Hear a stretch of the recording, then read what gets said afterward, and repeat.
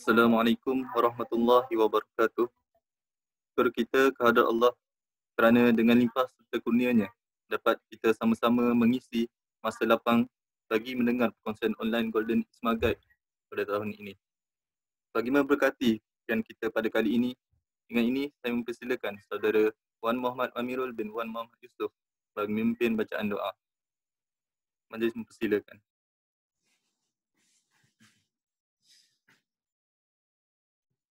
أعوذ بالله من الشيطان الرجيم بسم الله الرحمن الرحيم الحمد لله رب العالمين والصلاة والسلام على أشرف الأنبياء والمرسلين وعلى آله وصحبه أجمعين اللهم اجعل جمعنا هذا جمعا مباركا مرحوما وتفرقنا من بعده تفرقا مباركا معصوما ولا تجعل اللهم فينا ولا معنا شقيا ولا محروما ربنا عليك توكلنا وإليك أنبنا وإليك المصير اللهم طول أعمازنا اللهم طول أعمارنا وصحح أجسادنا وثبت إيماننا ووسع أرزاقنا وحسن أخلاقنا ونور قلوبنا برحمتك يا أرحم الراحمين اللهم اجعلنا من أهل الخير واجعلنا من أهل البركة واجعلنا من أهل المغفرة اللهم اجعلنا من أهل الجنة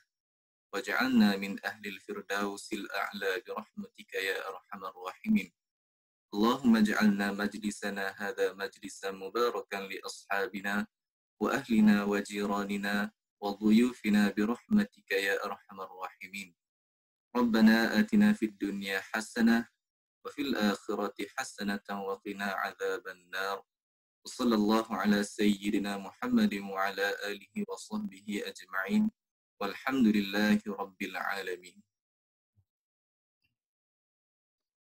Amin, amin, amin ya rabbal alamin. Terima kasih pada saudara Muhammad Amirul atas bacaan doa yang sebentar tadi. Saya mewakili ahli Isma Jepun mengucapkan ribuan terima kasih pada semua penonton yang sudi meluangkan masa dengan mengikuti program perkongsian online Golden Isma Guide pada tahun ini. Buat pengetahuan semua, Golden Isma Guide atau GIG merupakan sebuah program istimewa sempena cuti Golden Week yang bertujuan untuk guide atau membantu para peserta dalam pelbagai isu pelajar seperti survival sebagai seorang Muslim, pengurusan stres dan kerjaya. Pada tahun ini, terdapat 2 sesi perkongsian iaitu pada slot pertama yang akan dilakukan pada sesi pagi akan membawakan tajuk isu halal dan haram dalam konsumsi di luar negara yang akan dibentangkan oleh Ustaz Bilal Janani, seorang jurulatih industri halal yang diiktiraf Halal Professional Board Malaysia. Untuk slot yang kedua pula, pada sesi petang akan membawakan tajuk Ramadan kita versus Ramadan mereka, realiti di Malaysia, yang akan dibentangkan oleh Encik Aulia Rahman bin Zulkarnain, Pengurus Besar Yayasan Maghfirah. Semoga perkongsian kali ini bermanfaat buat semua yang mendengar, insya-Allah.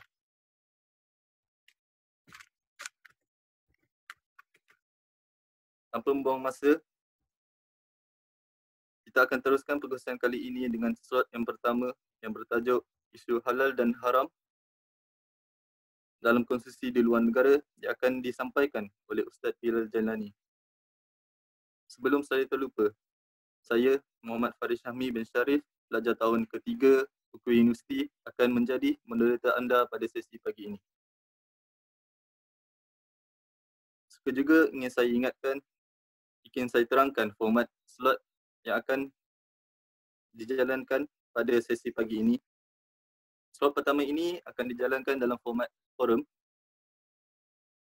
Dalam 30 hingga ke 40 minit yang pertama, kita akan sama-sama mendengar perkongsian dari Ustaz Bilal dan baki masa tersebut akan dibuka untuk sesi soal jawab. Oleh itu, jika terdapat sebarang persoalan sepanjang sesi perkongsian berlaku, bolehlah terus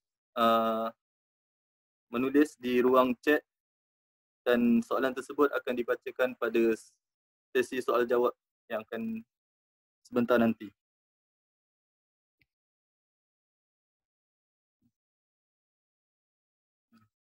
Baiklah, Saya akan memperkenalkan dahulu biodata ringkas penceramah kita pada kali ini. Nama diberi Bilal Jalani. Beliau mempunyai kelulusan degree dalam bidang syariah Islamiah dari Universiti Al-Azhar Mesir dan master dalam bidang Muamalat Administration Halal Produk dari Universiti Sains Islam Malaysia. Beliau berpengalaman sebagai halal trainer dan pernah mengendalikan halal training atau konsultasi.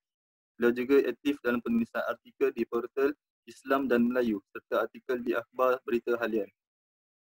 Beliau sekarang bekerja sebagai Halal Module Development Coordinator HDC dan telah berjaya menghasilkan serta menambah baik pulih 3 halal modul baru untuk HDC. Assalamualaikum Ustaz. Tak dengar suara. Waalaikumsalam warahmatullahi wabarakatuh. Sihat Ustaz. Alhamdulillah. Okay. Hari sihat Alhamdulillah sihat kak. Okay, insyaAllah sebelum kita masuk lebih dalam tajuk ini, bolehlah kiranya Ustaz untuk maaf saya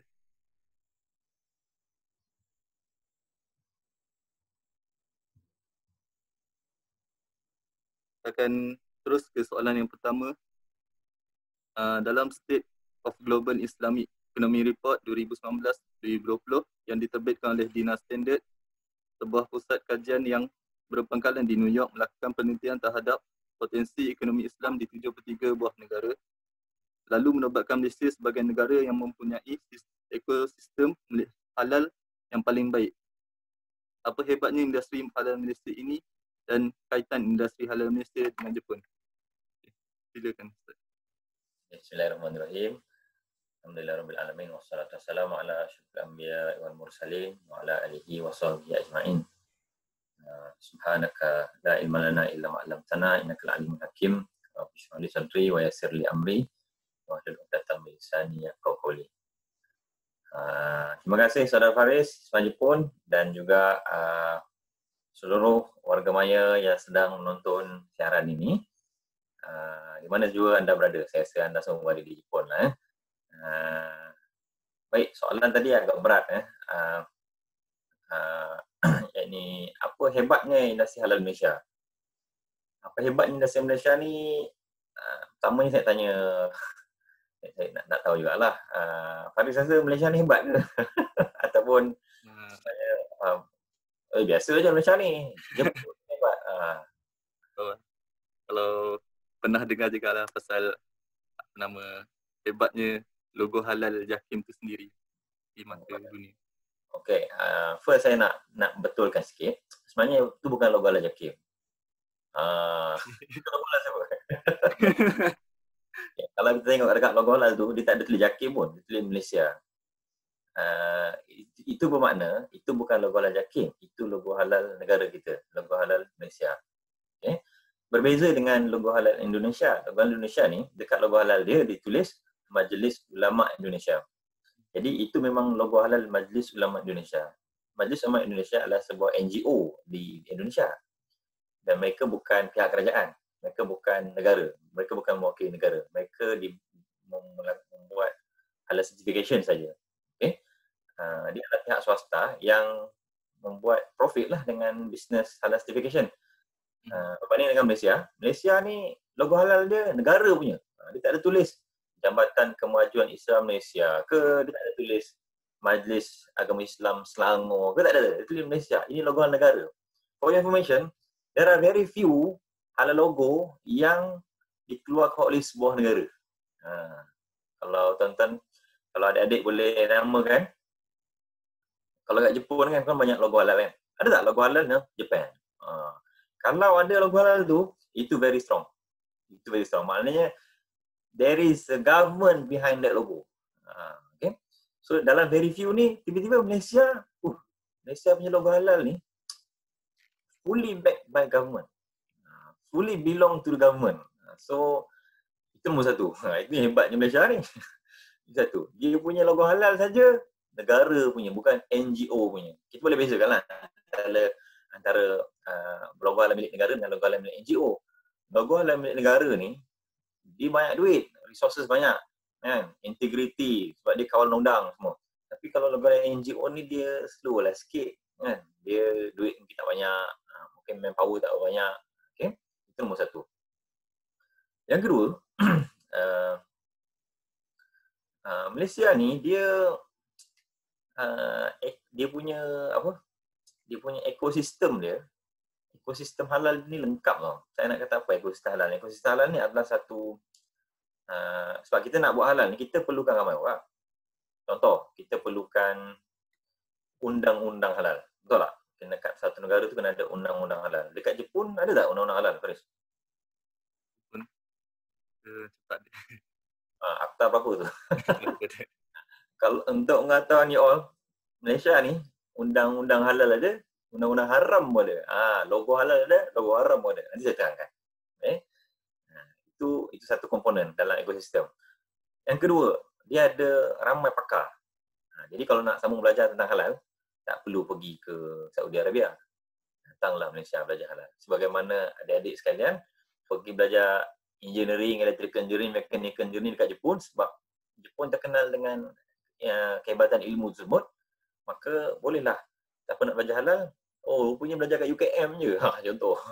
Contohnya belajar kat USIM je, contoh. Macam tu. Okay? Dan memang ramai pelajar-pelajar luar negara yang lain datang ke Malaysia untuk belajar tentang halal. Okay? Nak buat PhD, datang Malaysia. Okay?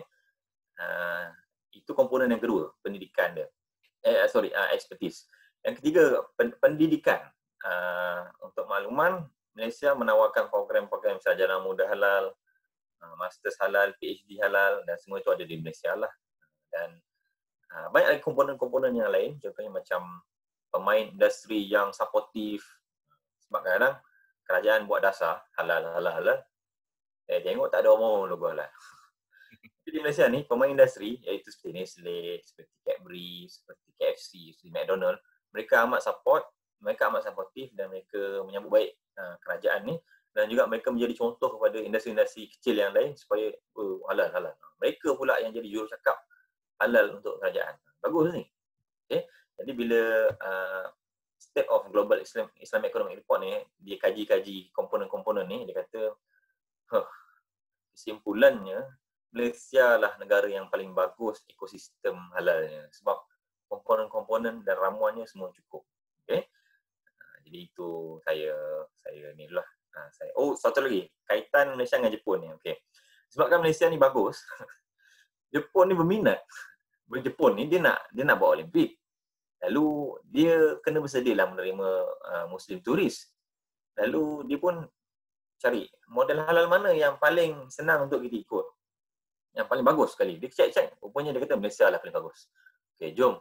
Seolah-olah. Okay, jom kita jumpa Malaysia. Kita copy and kita paste dekat Jepun ni. Kalau boleh, mana yang boleh lah. Kita tak boleh copy paste 100%. Sebabkan ada gap banyak tau antara Malaysia dengan Jepun ni. Jadi dia mungkin copy paste semampu mungkin. Wallahualam. Itulah untuk awal ni. Terima kasih Ustaz. So, bagus, banyak penerangan untuk logo halal Malaysia, logo negara kan, dengan berbanding dengan logo halal Indonesia. Okay. So, soalan yang kedua. Okay.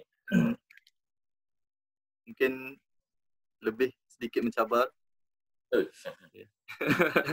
Okay, bagi kami pelajar di luar negara, juga boleh terpakai pada orang yang gemar melancong kat luar negara.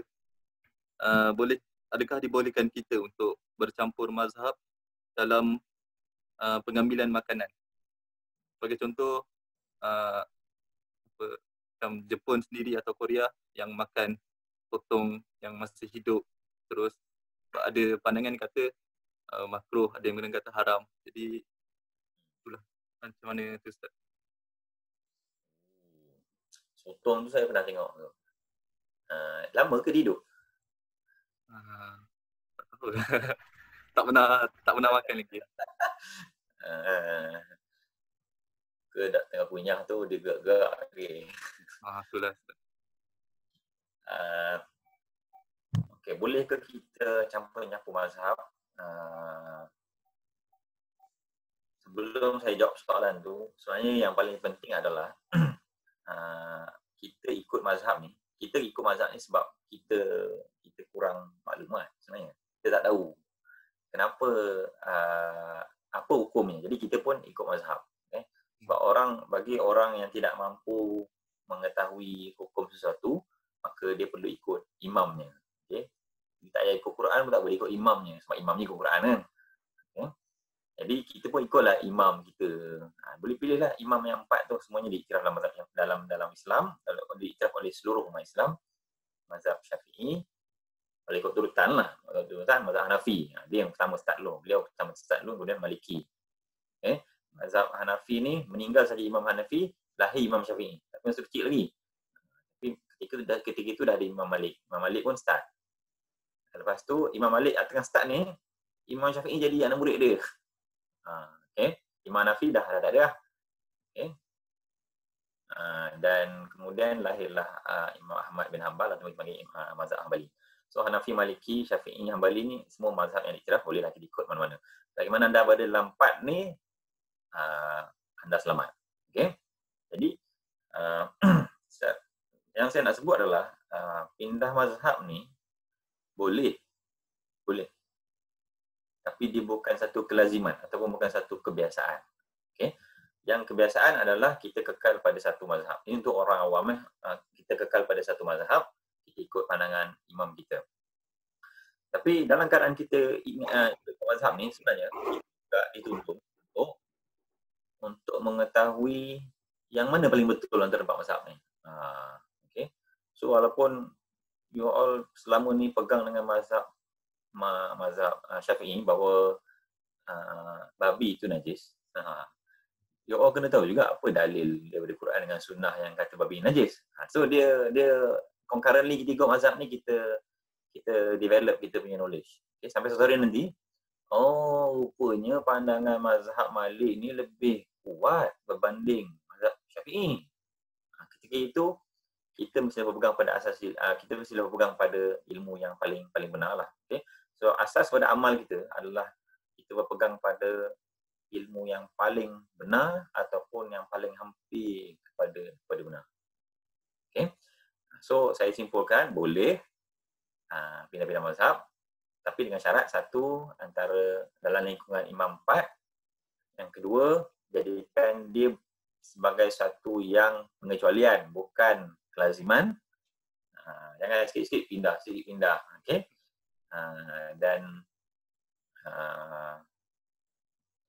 Dan ketiga adalah teruskan mencari ilmu sampai suatu nanti anda mendapat ilmu yang paling benar. Ketika itu anda mengikut pandangan yang lebih benar ataupun bukan lebih benar, lebih dekat pada benar berbanding anda ikut mazhab saja.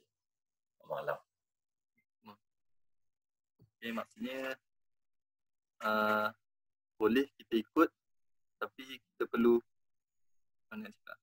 mendalami kenapa proses hukum tu diterangkanlah, maksudnya simpulan. Okey, dia sebenarnya saya sebut tadi boleh tapi dalam keadaan pengecualian. Okey. So dalam hal kelaziman lah, hal-hal biasa, lah, tak perlu pindah mazhab pun. Tak perlu pindah mazhab. Tapi kalau dah hal pengecualian, contohnya macam ini situasi ni pelik ni. Ketika itu boleh pindah, lepas tu masuk balik. Dia tak boleh selalu pindah ni, tak ada. Dia tak ada. Memang dalam fiqh ada selalu pindah ni. Dia tak ada, bukan macam nak makan sesuatu ni, tu tengok-tengok boleh makan ni, mesti kita ikut yang mazhab yang kita boleh makan tu. Kalau macam tu, kalau tiba-tiba terjumpa sotong hidup-hidup ni kan, kita dengan mazhab kita makruh. Tiba tak jumpa, kita kata haram. Bila orang tanya kita, boleh ke makan? Haram. Kita kata, tengok jumpa saya kat kedai makan benda tu. So it creates inconsistency within yourself tau. Sebab tu saya kata dia tak boleh. Nanti kita sendiri yang rasa tak sedap hati. Kita kata aku ni macam tipu diri sendiri. Tadi orang tanya aku kata tak boleh. Tengok aku pula yang makan. Tapi kalau makan tu dalam keadaan darurat, lain. Saya memang tak boleh. Tapi ini darurat, ini lain. Still konsisten. Tapi kalau kita ubah-ubah mazhab ni, kita sendiri tak konsisten. Dan ini tak ada dalam pengamalan fiqh Islam tu, tak ada. Tak ada imam pernah buat macam tu. Okey. Terima kasih Ustaz. Terusnya, dalam tahun lepas, negara kita Malaysia pernah dikejutkan dengan penghasilan iaitu minuman keras tanpa alkohol. Juga dalam akhir tahun lepas, Halal Japan, salah satu laman Facebook yang dijadikan rujukan dalam mencari barangan halal oleh orang Islam di Jepun, telah mengeluarkan satu post yang mengatakan onigiri atau rice ball di 7-Eleven boleh dimakan kerana mengandungi alkohol atau tepatnya etanol dalam lingkungan 0.5%, iaitu sedikit. Jadi apa pandangan Ustaz dalam perkara ini? Oh, Halal Japan cerita tentang onigiri. Malaysia cerita tentang Malaysia apa? Yang tersalah. Minuman keras. Arak yang tidak alkohol, arak yang tidak alkohol. Okey. Untuk pengetahuan adik-adik sekalian, mahasiswa Jepun yang saya kasihi sekalian, bab alkohol adalah bab yang paling susah ni dalam halal. Okey. Ada lagi yang susah, tapi antara yang susah ni bab alkohol lah. Dia perlukan kajian bertahun-tahun dan sebenarnya dia masih diperdebatkan. Tapi macam ni dia debat-debat pun dia bukanlah semua benda dia khilaf. Dia dah sampai kepada beberapa persetujuan juga. Okey. Seperti cerita yang setuju ni. Pertama sekali adalah ni saya tanya Faris ni. Arak, sorry. Alkohol ni halal ke haram? Alkohol Alkohol kalau diminum haram lah. Minum haram. Dipegang tak rasanya tak tahu. Sebab ada dalam ni kan, ada dalam pewangi biasa dengar dibolehkan bawa dalam solat semua. Okey. Sebenarnya alkohol asalnya halal.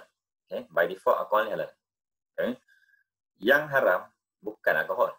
Yang haram ni adalah khamar. Mim, ra, khamru. Okay? Sebab dalam Al-Quran tak ada perkataan alkohol. Hurrimat alaikum, alkohol tak ada. Yang ada adalah wahai orang beriman. Tengok surah Al-Ma'idah ayat 90. Wahai orang beriman, dengar judi. Sesungguhnya khamar, judi, berhala dan tilik nasib. Empat benda ni.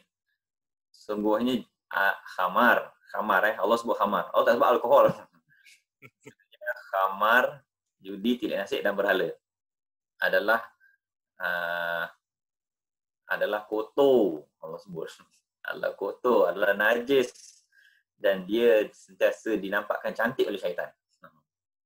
Maka jauhilah keempat tadi agar anda menjadi orang yang berjaya. So bila ada perkataan jauhi ni, maknanya kita kena jauhi khamar, tilik nasib, berjudi dengan berhala. Okey. Okay. Jauhilah khamar. So khamar ni apa? Khamar ni Nabi Muhammad SAW ada hadis-hadis tertentu yang define khamar ni.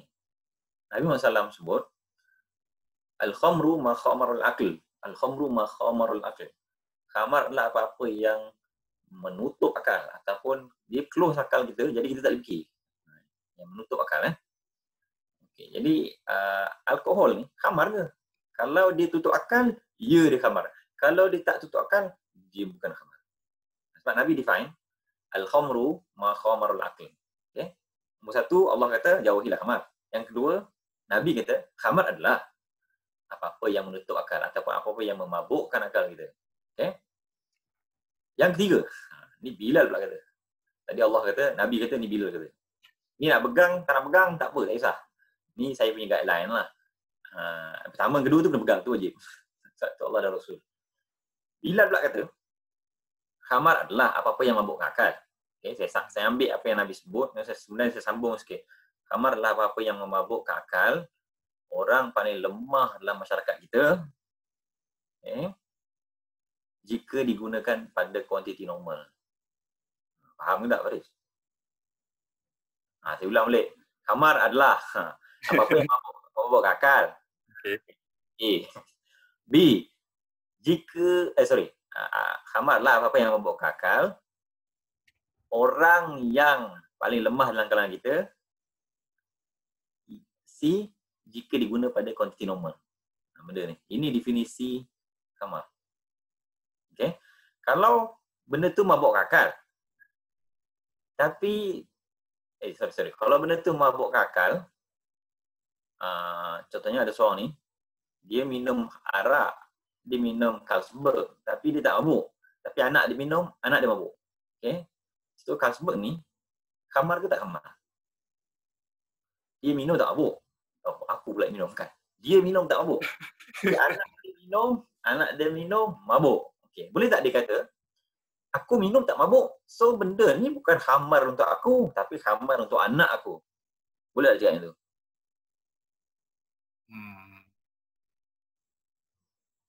Tak boleh. Sebab anak ni. Sebab khamar adalah bukan benda yang mabukkan kau, bukan. Dia adalah apa-apa yang mabukkan manusia paling lemah dalam masyarakat. Manusia paling lemah masyarakat ni kita masukkan adalah orang yang paling vulnerable lah terhadap orang yang paling terdedah pada kemabukan, iaitu kanak-kanak. Okay? Sebab saya pernah tanya dengan Grab driver, saya naik Grab, saya tanya, are you Muslim? No. Minum arak ke? Dia kata, minum. Lepas tu saya tanya, berapa tin nak mabuk ni? Dia kata, dulu kecil-kecil, 1 tin mabuk. Dia minum, rupanya dia minum tak ada sekolah ni. Tapi sekarang ni dah besar, 3 tin Carlsberg pun mabuk. So, kalau sekarang dia minum 1 tin, dia kata, benda ni tak mabuk ke aku. So, benda ni bukan khamar untuk aku. So, tak betul. Sebab 1 tin tu, kalau dia bagi kepada anak dia akan tumbang. Jadi, khamar adalah apa-apa yang mabukkan akal orang paling lemah dalam masyarakat. Iaitu kanak-kanak. Kalau 10 orang minum khamar, seorang yang mabuk, dia akan jadi haram untuk semua. Macam tu.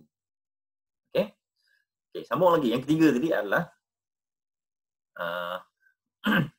jika digunakan pada kuantiti normal. Maksud jika digunakan pada kuantiti normal adalah benda tu mesti mampu memabukkan kita pada kadar penggunaan yang normal.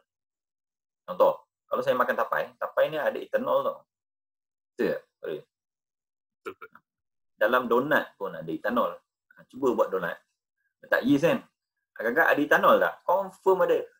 Dalam budu, dia kan peram ikan bilis tu. 6 bulan dia peram. Agak-agak ada alkohol tak? Ada etanol tak? Confirm ada.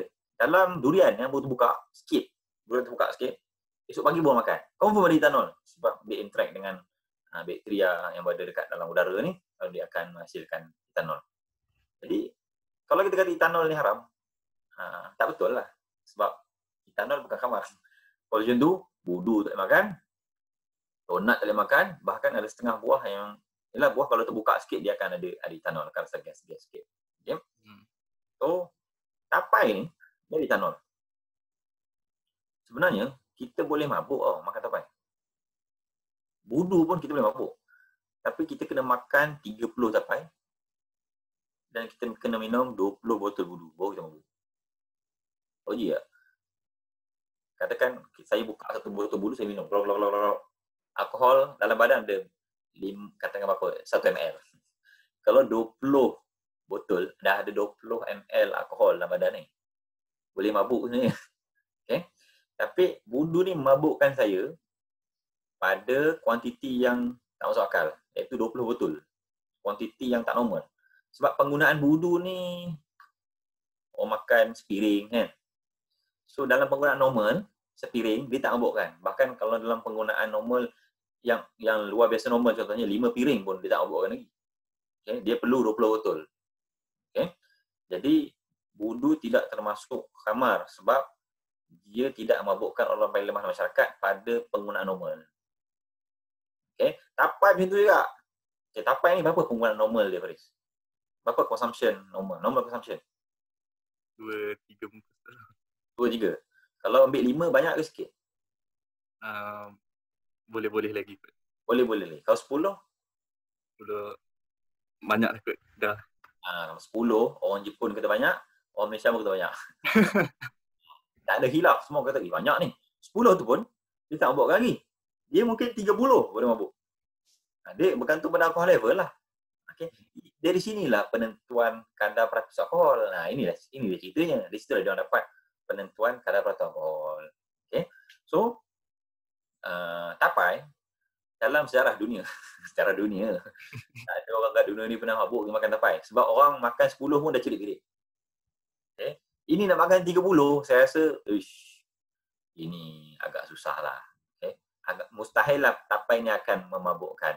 Tapi Carlsberg, mai orang mabuk. Okay. Onigiri, mirin, semua ni.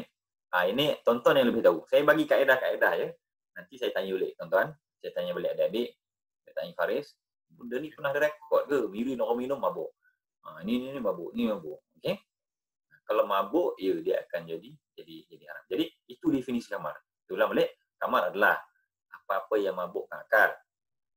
Orang paling lemah dalam masyarakat jika diguna pada normal consumption. Okay? So, onigiri ni mabuk ke? Mabuk kan tak? Okay, cuma satu benda Kalau satu benda tu dah confirm mabuk, contohnya dia betul, dia adalah memabukkan. Lepas tu kita ambil setitik daripada dia, kita minum. Tak mabuk. Tapi benda tu khamar. Minum setitik khamar ni hukum dia haram. Okay. Jadi sebab tu ada setengah masakan dekat hotel dia guna cooking wine. Wine ni khamar ni sebab dia adalah memabukkan pada kuantiti normal, memabukkan orang paling masyarakat jika diguna pada kuantiti normal. Lepas tu letak sikit tu haram sebab benda ni dah haram. Okay. Makan setitik benda haram ni memang haram hukum ni walaupun tak mabuk. Okay. Yang kita bincang definisi khamar tadi adalah pada benda-benda yang belum diisytiharkan ataupun disahkan sebagai khamar lah. So, dalam hal alkohol ataupun minuman yang tak memabukkan ni, apa nama dia tu? Halal beer. Halal beer. Saya kajilah apa maksud halal beer ni. Rupanya, sebelum dia jadi halal beer tu, dia sebenarnya adalah sebuah beer. Dia adalah satu beer yang memabukkan. Lepas siap beer ni, dia buat proses de-alcoholization. De-alcoholization ni adalah proses membuang alkohol di mana dipanaskan minuman tersebut pada 70 darjah Celsius, lalu meruaplah alkoholnya, tinggallah sedikit saja alkohol. Dia bukan tak ada alkohol, dia bukan zero alkohol, dia 0.01.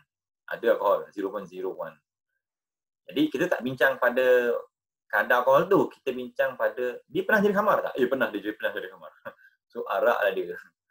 Okay. Dalam onigiri macam mana? Dia pernah jadi arak tak? Okey, pertama dia mabukkan tak? Bukan tak mabukkan. Ada orang pernah mabuk. Okey. Dalam proses dia pernah tak jadi arak? Onigiri tu sendiri tak pernah. Tak pernah.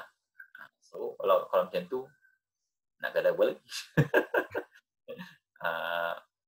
Pandangan saya kalau macam tu lah sebenarnya beritikan bahawa dia tak mabukkan dan juga tak pernah jadi arak sebelum tu ataupun dia tak pernah menggunakan apa bahan daripada bahan yang haram, maka onigiri halal lah hukumnya. Allah Alam. Terima kasih Ustaz untuk pandangan tadi. Cukup jelas rasanya. Selama ni kita hanya menghafal contoh tapai boleh makan walaupun ada sikit kandungan alkohol, ni tak boleh makan, tak boleh makan. Tapi bahkan Ustaz dah terangkan dia punya orang kata basic pemahaman kita untuk kita sendiri menilai sesuatu tu halal atau haram untuk dimakan ni. Okay. Terusnya kita akan pergi ke sesi soal jawab. InsyaAllah jika ada sebarang pertanyaan boleh sama ada tulis di ruangan chat atau boleh terus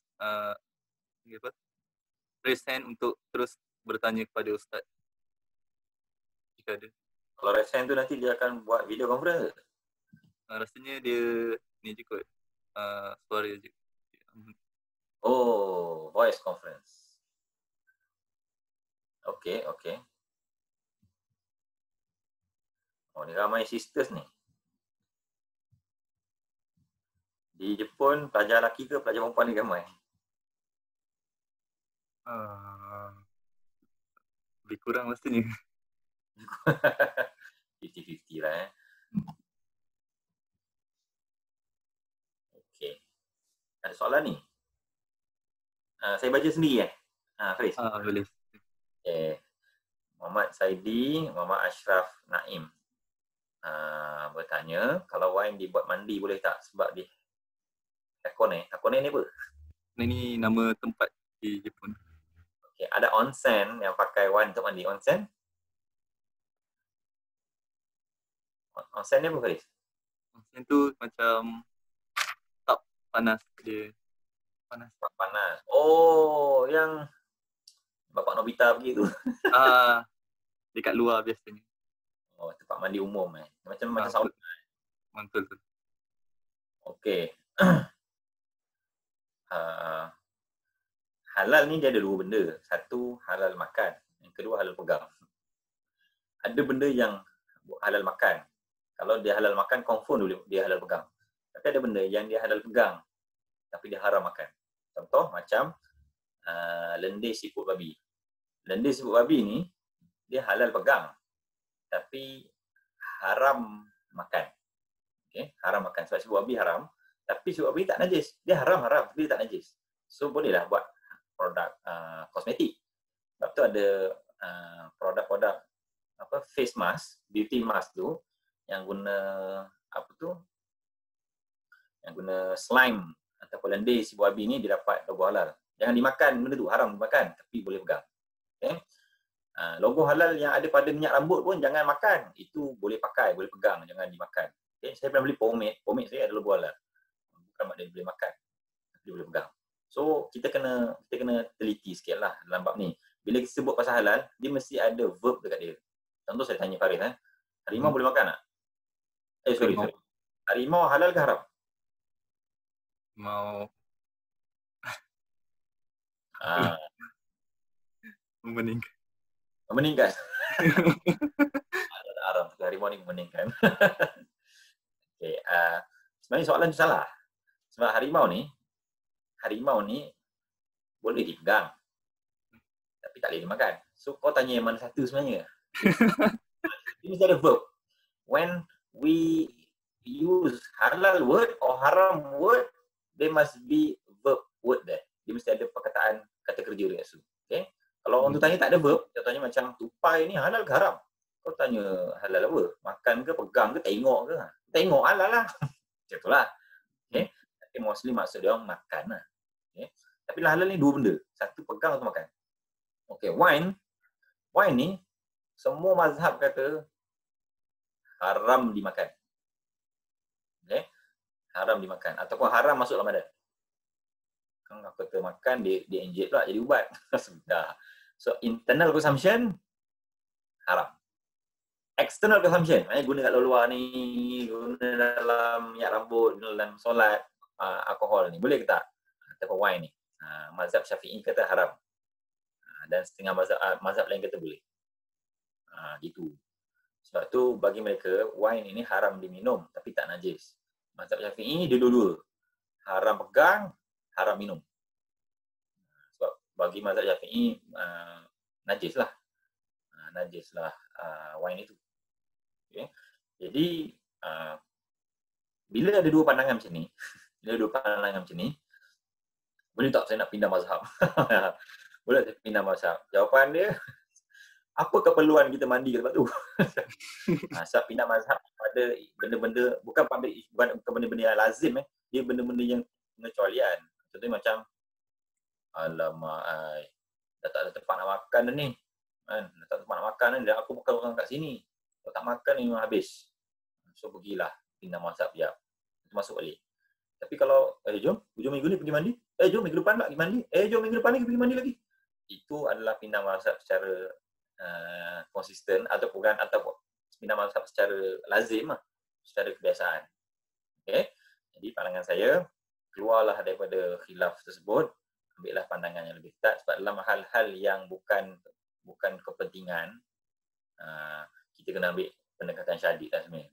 Okay. Dalam hal benda yang tak penting, kita perlu ambil pendekatan syadid. Okay. Harap menjawab soalan. So, janganlah mandi dekat onsen tersebut. Alamak. Kat mana tadi? Lepas tu, kita dismiss soalan ni. Okay. Ya, ada Syah Badrul ni. Wow. Okey. Minta Ustaz Fainal ulas sedikit mengenai khinzir haram dimakan supaya senang untuk diterima. Oh. Okey, kenapa khinzir ni haram makan? Khinzir ni haram secara ijma'. Semua orang Islam akan kata, semua ulama Islam kata khinzir ni haram. Sebab dia clearly stated dalam Quran. Tak ada yang kata khinzir ni halal. So jangan pindah mazhab. Tak ada tempat nak pindah pun. Okey. Khinzir ni haram sebab apa? Ada orang kata dia sebab ulat dia. Bukan ulat ni macam ni. Babi ni dia makan banyak benda yang kotor. Taik sendiri pun dia makan. Lalu bila dia makan benda-benda kotor ni, ulat berbahaya ni masuk dalam badan dia, ulat-ulat halus ni masuk dalam badan dia, lalu menempel di salur darah dia dan mengisap darah babi ni. Nyek. Lalu dan ulat ni dia tak mati pada cooking temperature. So bila kita masak, bukan kita masak, orang lain masak. Itu orang tu makan, ulat tu berpindah sebagai parasit dalam badan dia, lalu duduk di salur darah dia, isap darah, nyek macam tu. Okey, itu satu. Tapi saya tak setuju dengan ulat ni. Sebab sekarang ni dah dijumpai kaedah untuk memelihara babi tanpa ada parasit ulat ni. Okay. Dia pelihara babi dalam satu kilang yang amat bersih. Lalu kalau berak je, zoom terus bersihkan. Ataupun berak je terus jatuh bawah. Tak sempat babi ni makan taik sendiri dan tak adalah ulat tu dalam babi tersebut. Okay. So kalau kita kata babi ni harus sebab ulat, bila dah tak ada ulat, halal babi. So, tak betul. Yang paling mudah adalah yang kedua, saya rasa hujah yang paling konsisten untuk kata babi ni haram adalah macam ni, babi adalah satu makhluk yang paling baik sekali untuk jadi host kepada virus berbahaya. Sebab sepanjang sejarah, babi ni telah menjadi host ni tempat dia, babi ni dia boleh jadi perumah kepada virus, untuk virus tu duduk bermutasi, berkembang, berubah jadi lain, kemudian pindah ke manusia. Okay. Sepanjang sejarah, daripada 1900, zaman Perang Dunia Pertama dulu, babi ni keluarkan satu virus nama dia influenza. Tahu berapa banyak mati ketika itu? 200 hingga 300 ribu mati. Okay. Lepas tu, lepas 10 tahun, dia keluar lagi virus lain. Lepas 10 tahun, dia keluar lagi virus lain. Lepas 10 tahun, dia keluar lagi virus lain.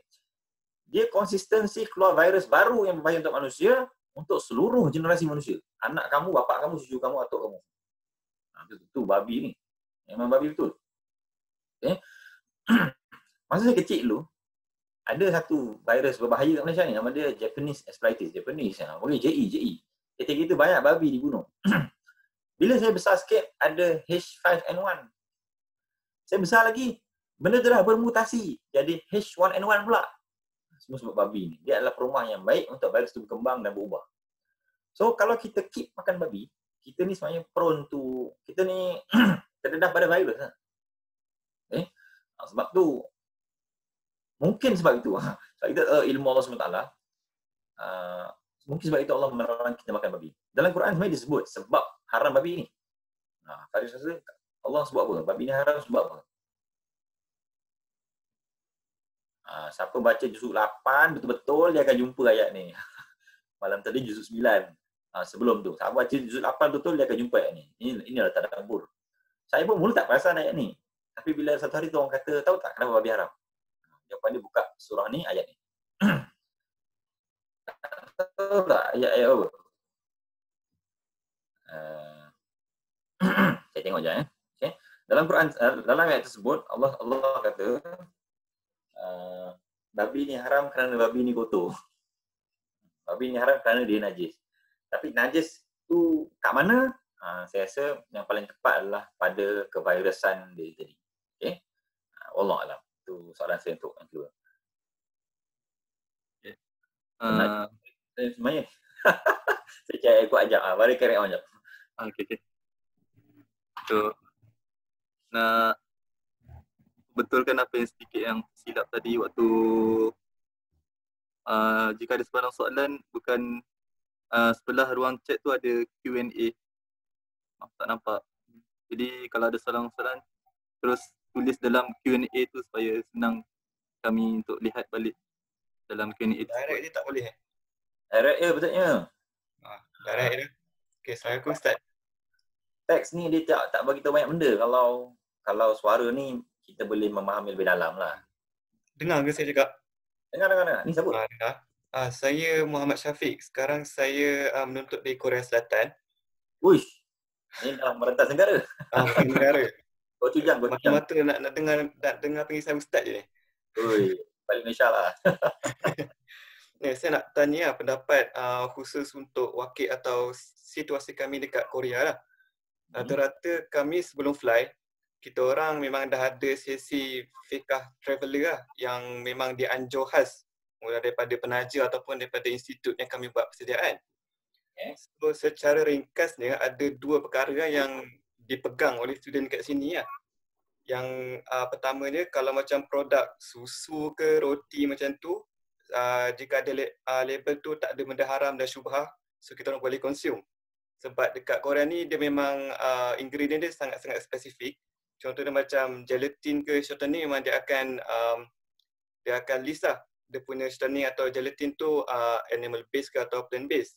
So far memang kalau tak ada benda haram atau syubhah memang kita orang yakinlah untuk makan. So yang kedua pula, ini situasi di kedai makan. Apa yang diajarkan oleh kami adalah kalau kita pergi kat restoran di tepi-tepi ke kat Korea tu, so kalau benda kita order tu secara zahir dia tak ada benda haram.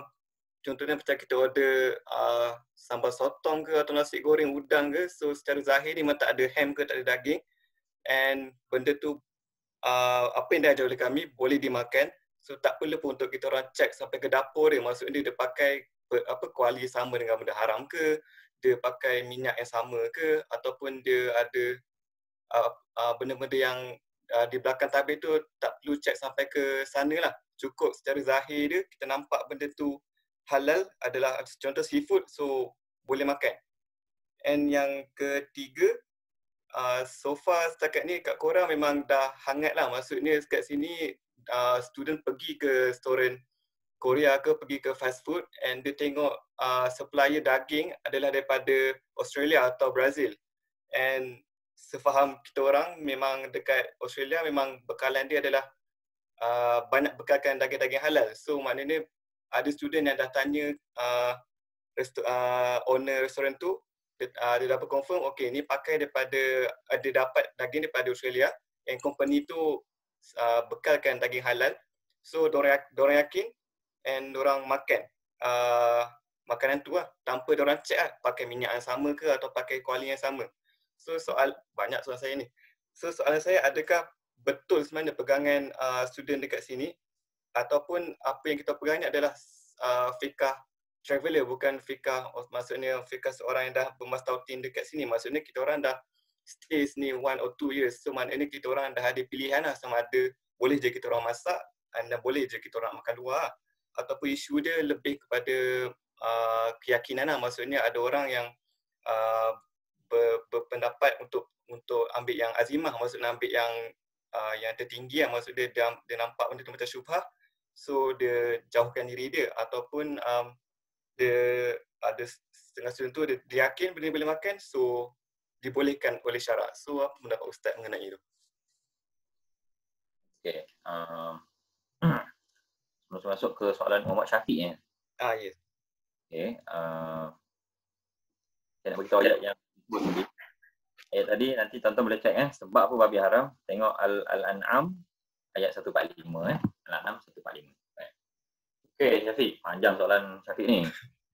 Pertama pasal susu, produk susu kalau tak ada meragukan halal. Jawapan dia betul. Tengok saja. Kadang-kadang kat Malaysia ni disebut shortening, tapi kalau Korea boleh specify lagi animal based atau plant based, itu bagus tu. So kalau plant based halal lah, kalau animal based jadi syubhah. Kita tak kata haram, syubhah. Sebab dia ada probability untuk jadi haram. Okay. Yang kedua tadi tentang makan sambal sotong di tepi jalan. Kat kedai biasa lah. Kedai Korea biasa, bukan kedai halal. Okey. Penentuan boleh tak boleh ni dia berdasarkan satu keyakinan Yang kedua adalah kita panggil ghalabah zon atau sangkaan yang kuat. Okay.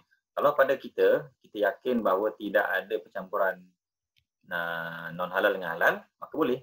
Ataupun tak sampai tak yakin.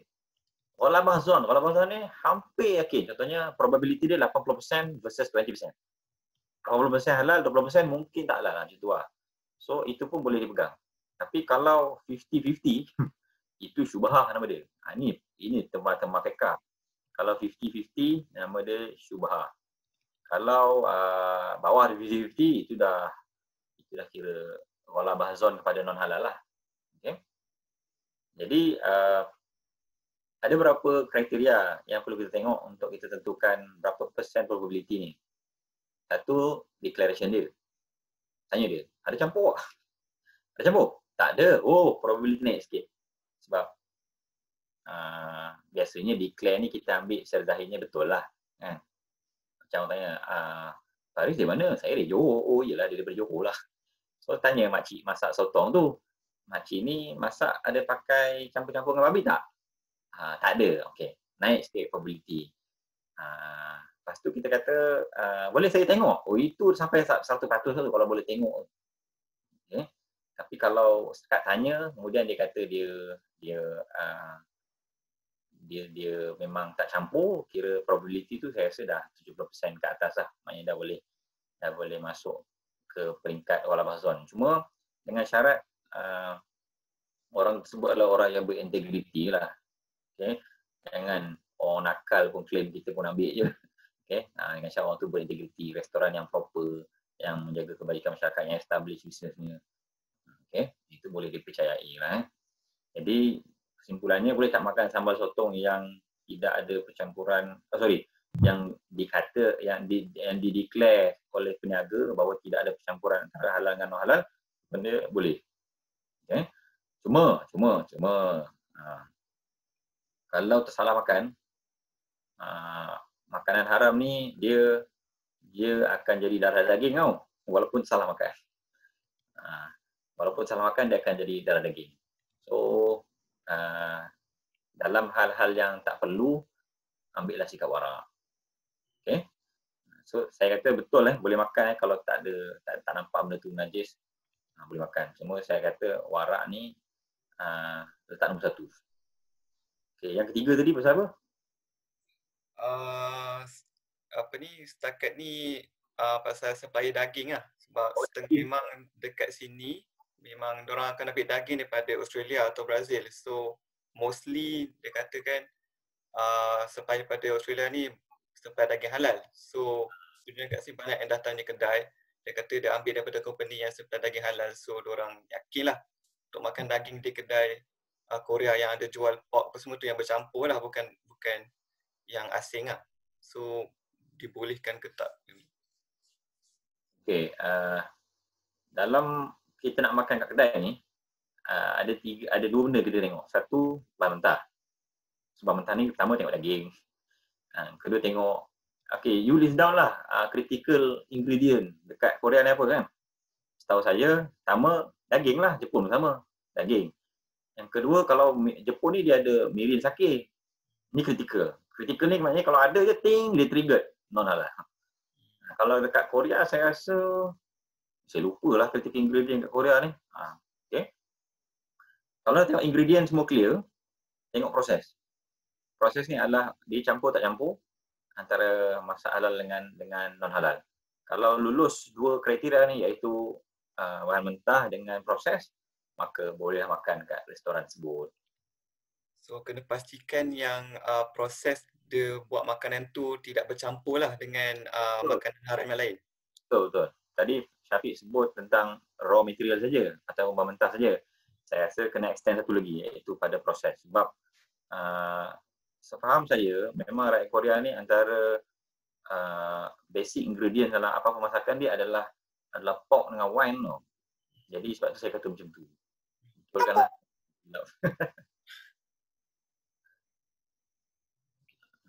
Okay. So tengok dua benda tu and then boleh buat decision lah based on probability tadi. Kalau hit 75% ataupun 80%, itu dah kira ghalabah zon, maka bolehlah pegang pada tersebut. So So kiranya perlulah untuk kita cek maksud di belakang dapur tu, maksudnya dia pakai periuk yang sama dengan benda yang haram ke, dia guna minyak yang sama dengan benda yang haram ke, maksudnya perlu clarify lah benda tu Ustaz. Betul, ataupun minta declaration dia cukup. Okay. Tapi kalau kita tanya dia pun tak faham. Apa itu? Apa saya tak faham. Apa tak faham apa. Kena tengok belakang. Boleh tak minta izin nak tengok macam mana you manage benda ni. Contohnya kan, dia buat BBQ, dia panggang. Sebab mustahil tau kalau dapur yang serve dua serve halal dan serve haram ni, risiko nak bercampur tu amat tinggi dan amat mustahil. Mustahil lah dia nak ada dua dapur gas. Mustahil lah dia nak ada dua tempat BBQ. Mustahil lah dia ada dua chopping board. Misalnya amat mustahil. Dan amat tak praktikal. Kecuali kalau dia serius. Dia serius nak target Muslim punya consumer. Okay? Tapi Muslim consumer besar mana sangat dekat Korea ni. So dia kata, tak baloi aku duplicate dapur aku. Tak baloi. So baik aku campur je. Sebab tu saya kena tengok. Okay? Allah Alam. Kalau Ustaz. Alright. Okay. Alright. Q&A. Bukan yang ni lah, yang live aku.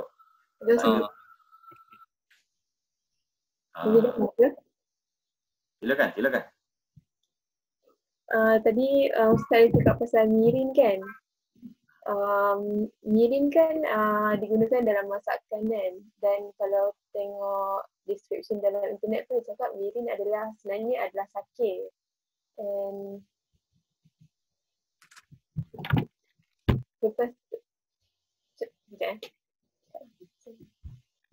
lepas tu macam kan digunakan untuk masakan kan. Tapi orang tak minum. Okey, orang tak minum. Tapi sebab seorang tak minum, dalam konsumsi normalnya dia tak memabukkan. Sebab guna dalam masakan sikit je kan. So adakah macam sebab dia dia asalnya adalah dibuat daripada sake kan. So adakah dia haram ke atau dia halal? Okey, sake ni halal ke haram? Okay, sake ni pernah tak memabukkan seseorang? Ya. Okay. Apabila mirin dibuat pada sake, maka haramlah mirin tersebut walaupun mirin tersebut tidak mabukkan. Clear tak? Sebab dalam kaedah, dalam hadis Nabi sebut, apabila iza ijtama'al halal wal haram, apabila halal dan haram ni bergabung, maka haram akan mengalahkan yang halal. Itu hadis Nabi Muhammad SAW. Okay? Jadi sake tu dah haram sebab dia pernah ada rekod mabukkan kan. Lepas tu dia diproses dengan satu bahan yang lain, jadilah dia mirin. Okay? Apa hukum mirin ni? Mirin ni hukum dia haram sebab dia dibuat daripada salah satu ingredientnya adalah bahan yang haram. Harap menjawab soalan. Ketika itu tak perlu tanyalah dia mabukkan ke normal consumption, orang paling lemah dalam masyarakat ke, tak perlu dah. Sebab dia tu dah sah mabukkan. Okay? Hope that answer the question. Terima kasih Ustaz. Okay, sama. Okay, ada lagi yang nak tanya soalan secara live? Kalau tak ada, kita pergi kepada ni lah. Assalamualaikum. Hello. Assalamualaikum. Saya nak tanya, sebab saya baru grad, jadi saya tak tanya pasal Jepun lah. Ataupun cuma nak tanya, dulu kan masyarakat Muslim di Sabah dan Sarawak, diorang pernah konsum ulat sagu as protein. Kira makan lah. Cuma nak kepastian kan, dia memang haram dimakan, pernah dengar haram. Cuma memang haram dimakan sebab dua alam ke? Oh, okey. Dulu diorang pernah konsum. Sekarang dah ramai ada kesedaran lah sebab dengar haram lah macam tu. Cuma nak tahu. Terima kasih. Dalam Quran ada disebutkan bahawa Nabi yang diutuskan kepada kamu ini akan menghalalkan benda-benda yang baik dan mengharamkan benda-benda yang khabith. Khabith ni yang jijik maksud dia. Okay? Yang jijik. Tapi kejijikan ni subjektif. Ada benda yang jijik di Semenanjung tapi tak jijik di Sarawak. So kejijikan ni confirm subjektif. Kalau you all perasan, dulu Nelofa, dia pernah pergi Paris, dia beli siput escargot. Siput darat ni. Lepas tu dia ambil gambar, post kat Facebook. Habis kena komen dengan netizen. Orang bagi link, siput babi haram, link jakimu. Okay. Lepas tu Nelofa minta maaf. Okay. Itu saya nak sebut, kejijikan ni dia subjektif. Dia lain negara lain. Dalam mazhab Syafi'i, kejijikan ditentukan oleh dua benda. Satu, majority. Maknanya majority kata jijik tak? Kalau majority kata jijik. Yang kedua adalah authority. Okay. Satu majority, satu authority. Jadi nak tahu hukum kejijikan, kejijikan dulu. Kejijikan ulat sagu ni ataupun ulat mulung ni adalah tengok dekat Malaysia ni majority rasa jijik ke tak jijik. Kalau majority rasa jijik, maka haramlah dia. Yang kedua adalah tengok pandangan authority. Authority ni dalam hal ni adalah majlis fatwa lah. Ataupun Jabatan Agama Islam Sarawak lah. Sebab tempat dia kan.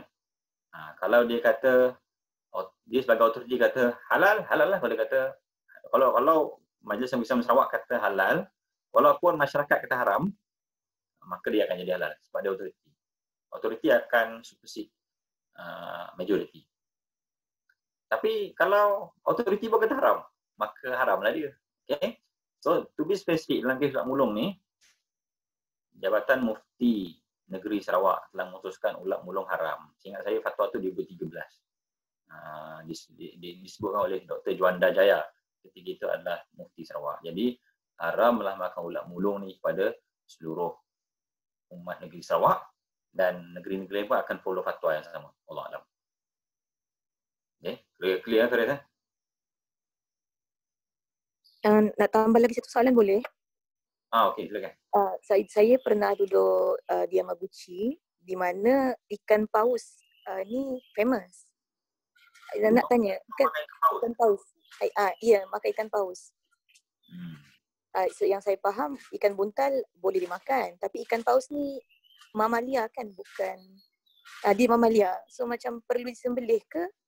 Saya kurang jelas tentang ikan paus ni. Boleh terangkan? Alright. Pembahagian haiwan dalam Islam ni, dia tak ada mamalia, reptilia, rodentia, tak ada. Crustacea, tak ada. Dia ada pembahagian dalam Islam ni, pembahagian dia adalah ikut habitat. Sama dia di darat, ataupun di air, ataupun di darat dan air. Itu je. Okay? Jadi hukum juga akan ikut macam tu. Kalaulah pembahagian hukum ni ikut mamalia, reptilia, burung, semua ni, zaman Nabi mana ada benda-benda pembahagian ni? Tak ada. Jadi tak logik, tak konsisten. Okay? Pembahagian ni baru ditemui pada abad-abad yang seterusnya lah, bukan zaman Nabi lah. Jadi pembahagian Islam ni ikut habitat saja, air darat ataupun air darat. Okay? So kalau kita ikut kerangka pembahagian ni, ikan paus akan termasuk pada hidupan air. Dalam Islam, semua hidupan air adalah halal. Tak perlu disembelih, semualah. Yang perlu disembelih ni adalah haiwan darat yang mempunyai darah mengalir saja. Okay? Jadi makanlah tanpa was-was. Saya nak tambah sikit. Ini pencambahan minda lah. Dalam Quran dan dalam hadis tak pernah disebutkan bahawa haiwan dua alam itu haram. So, siapa yang kata dua alam ni haram? Apa yang kata? Tak ada yang sebut kedua alaman sebuah haiwan menyebabkan dia jadi haram. Tak ada. Tapi saya setuju bahawa semua haiwan dua alam ni haram. Dia betul, semua haiwan dua alam ni haram. Tapi dia haram bukan sebab kedua alaman dia. Dia haram sebab lain. Contoh, katak. Katak kan dua alam. Boleh hidup kat darat, boleh hidup kat air. Dua-dua dia happy. Tapi dia bukan haram sebab itu. Sebab kedua alamannya. Tapi dia haram sebab katak ni, ada hadis khusus mengatakan seorang tabib datang menjumpa Nabi Muhammad SAW lalu bertanya, boleh tak kami berubat menggunakan katak? Lalu Nabi melarang membunuh katak.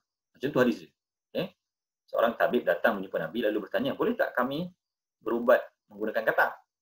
Kemudian perawi tersebut kata, lalu Nabi melarang bunuh katak. Nabi larang orang itu bunuh katak. Bukan jangan berubat, Nabi larang bunuh. Jadi katak ni, dia bukan haram sebab dia dua alam, tapi dia ni haram sebab ada larangan bunuh. Sebab kalau boleh makan, kau pun boleh bunuh.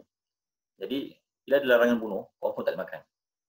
Okay? Ada 5 haiwan yang ada larangan bunuh. Antaranya katak, burung hudhud.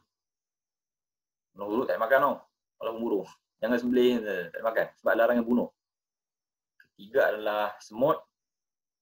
Yang keempat adalah apa lagi ya? Benda lah, nanti you all check lah. 5 semua haiwan yang dilarang bunuh, semua ni haram makan. Okay? So, harapnya menjawab soalan Cik Puan S tadi lah. Okay, Faris, macam mana kita ni? Kita ada berapa minit saja lagi ni? Ada di ruang Q&A. Okay, saya sambung soalan laju lah. Okay, Uzai tanya. Oh, Uzai dah sebab khinzir haram tu sudah. Nur Hafiza, saya nak tanya, bolehkah saudara negara makan makanan seafood di kedai yang jelas menjual makanan haram, khinzir? Boleh kau bagi penjelasan? Ini saya dah jawab tadi, kalau kedai tu dia buat halal dan haram dalam satu dapur, okay, kita kena pergi tengok cara dia proses. Kita kena pergi tengok cara proses. Sebab apa? Sebab risiko untuk berlaku contamination ataupun pencemaran antara halal dengan non-halal tu amat tinggi. Kalau kita pergi tengok, memang betul dia pakai chopping board 2 yang berbeza, dia pakai pisau 2 yang berbeza, kuali 2 yang berbeza, mangkuk 2 yang berbeza, mangkuk kumpulan 2 yang berbeza. Maka boleh makan kat tempat tersebut. Okay. Dalil dia apa? Dalil dia adalah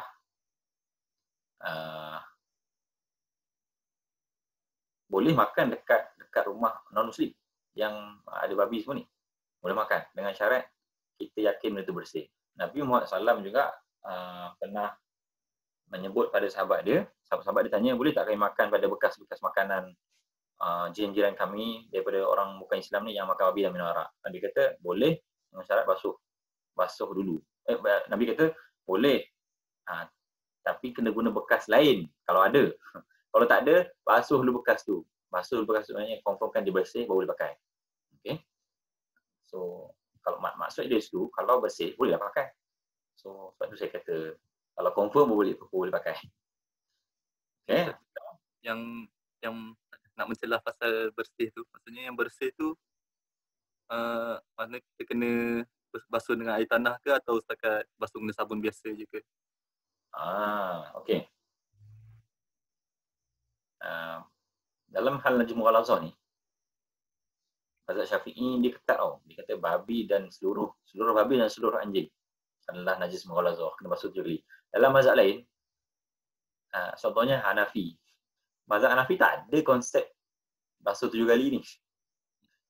Sebab dia kata basuh 7 kali ni adalah hanya pada air liur anjing saja. Sebab hadis tu sebut pada air liur anjing saja. So macam mana datang babi ni? Mazhab Syafi'i dia menggunakan kias aula. Dia kata kalau anjing ni kena 7 kali, babi lagi lah kena 7 kali. Itulah dia kata macam tu. Tepat ke tidak? Ada mazhab yang setuju, ada mazhab yang tak setuju. Mazhab Syafi'i dia kata kalaulah babi tu 7 kali, kalau anjing tu 7 kali, confirm lah babi ni kena 7 kali juga. Tapi mazhab yang kata tak lah. Babi dengan anjing 2 benda beza. Mana boleh kita samakan? So mereka kata najis babi ni basuh macam kita mutawasithah lah. Macam biasa je. Jadi kalau anda berada di Malaysia, peganglah pandangan otoriti di sini bahawa kena basuh 7 kali. Kalau anda berada di Jepun, pertama tengok otoriti kata apa, kena babi ni mughalazah ke tak? Kalau babi ni bukan mughalazah, dia kata babi ni kita anggap macam mutawasithah je. Maka tengok pinggan tu, tak ada lah. Mughalazah ni masalah dia susah dia kat situ. Nampak tak ada, tapi sebenarnya ada. Sebab dia ada minimum basuhan tu. Tapi kalau mutawasithah, as long as tak ada bau rasa warna, on. Sebab tu saya kata dalam hal ni saya rasa anda boleh pilih antara nak kekal dalam mazhab Syafi'i ataupun dalam hal kita berinteraksi dengan masyarakat kan, contoh pergi ziarah di Makkah, ziarah dia kat rumah, Makkah Samyang, maka bolehlah menggunakan pandangan mazhab yang lebih luas ni. Ini talfik ataupun pindah mazhab dalam keadaan tertentu yang ada tujuan yang jelas. Tapi kalau sama kita, sama Malaysia kan, tiba terkena babi dekat pasar. Sama lah 2 kali. Okay. Bukan sama, sertu gitu. Okay. Alright, baris. Okay, ada siapa nak tanya soalan lagi ke? Ataupun kalau ada, saya kira sampai 5, kalau saya masuk ke beri soalan ya. 1, 2, 3, 4, 5. Okay. Okay, Siti Aminah Ibrahim. Tak clear tentang onigiri tadi. Kalau onigiri ada etanol, halal. Tapi onigiri ada mirin, memang haram. Macam tu ke? Ya, betul. Ada je mirin. Ni based on apa tadi? Siapa tadi sebut? Rashid. Siapa tadi sebut? Yang kata mirin is made from sake. Okay. Kalau betul lah mirin to make from sake, mirin ni haram. Okay. So yang kita perlu tahu bukan pertama tengok ingredient. Kalau ingredient ada benda haram, haram lah dia. Yang kedua tengok dia mabukkan ke tak. Kalau dia mabukkan, haram lah dia. Okay. Contohnya macam tapai. Tapai ni ingredient dia semua halal. Dia mabukkan ke tak? Tetap mabukkan. Okay, on. Boleh. Alright. Tapi arak, contoh orang buat arak, orang buat guna anggur, guna yeast. Ingredient, mabukkan ke tak? Tak. Tak ada yang haram. Ingredient tak ada mabukkan. Tapi dia tu mabukkan ke tak? Ya, dia mabukkan. Maka haram lah dia. Okay. So, pilihlah onigiri yang tiada mirin. Sedap ke onigiri ada mirin ni?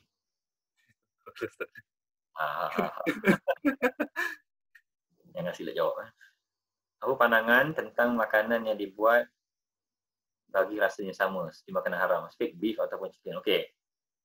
Artificial pork. Rasa babi, tapi tak ada babi. Hukumnya, hukum dia haram. Okay. Sebab apa haram? Ini sebab ni.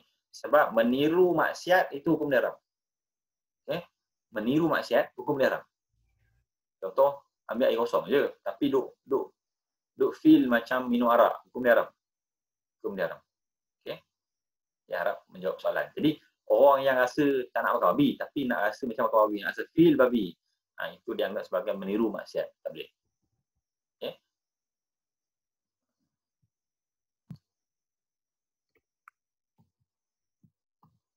Soalan terakhir ni, from S.